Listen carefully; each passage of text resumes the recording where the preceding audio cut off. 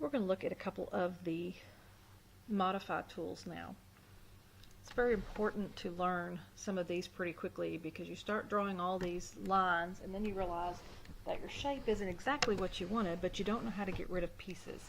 So we're going to look at the trim and the extend options first. So they are together. If you wanted to use trim or extend, they have type-ins. TR is your type-in for trim, and EX is your type-in for extend. So if I select on the trim, basically trim just says, okay, first off, what are your edges? So you don't see that at your dynamic tool tip, you see it at the command line. Select the cutting edges. So that means what can I actually cut? What's crossing another line or circle or entity that will provide me as an edge so that I can trim off a piece.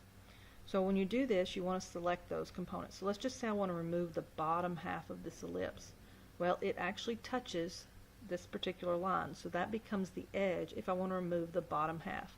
Or these two vertical lines could just as easily be the edges. So we just go through and we select. Once you've selected that, you'll hit enter.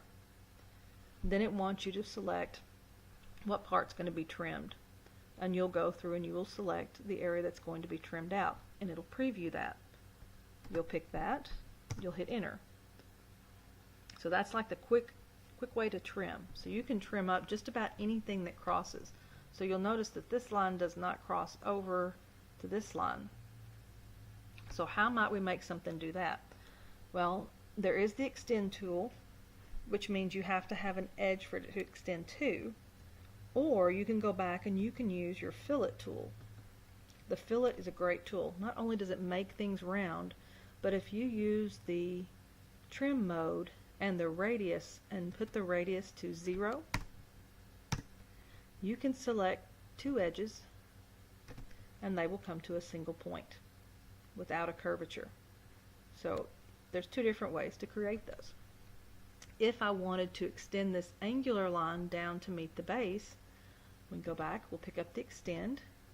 Again, if you look at your command line at the bottom, it's going to ask you first to select your objects, but you're selecting the edges. So what can this thing actually extend all the way out to? It could be here, it could be this line, or it could be one of these two, depending on what the angle is. So we'll just pick this middle line, hit enter, and then when you pick on your edge that's going to be extended, you've got two ends of it. One end is so far away it's not going to give you a preview. So you want to always go to the end that you know is closest to the direction you're extending. And it automatically extends and touches that point.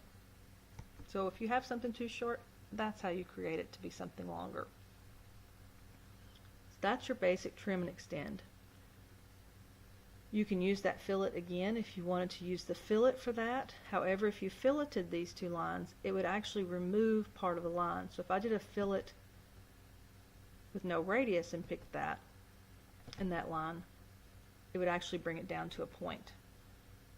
So I'd have to go back to extend, use this edge, enter, and bring that line over. So that's your basic trim and extend. They're pretty quick and easy to use. They'll do a lot for you as far as cleaning up your drawing.